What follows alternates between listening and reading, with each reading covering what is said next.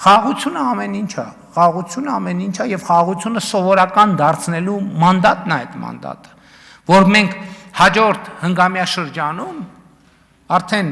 իհարկե սկզբի հատվածում մենք գործողություններ կունենանք անելու, ինչի մասին խոսեցի, խաղաղության համաձայնագիրը ստորագրել, վավերացնել, թրիփ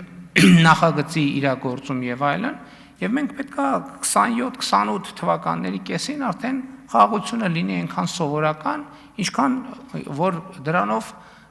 իրենով այլևս ոչ մեկի չզարմացնես։ Ինչպես հիմա Հայաստանում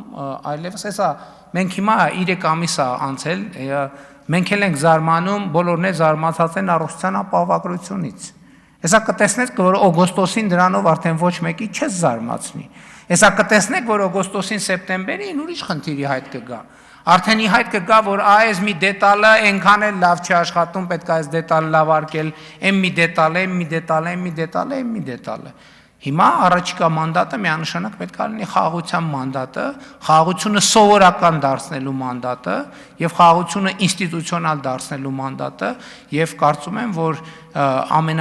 ամենակարևորը դա է։ Ու այս տանիքի ներքո եւ ջրի հարցը, եւ սոցիալական հարցը, եւ մնացած ենթակառուցվածքների հարցը իհարկե կլուծվի։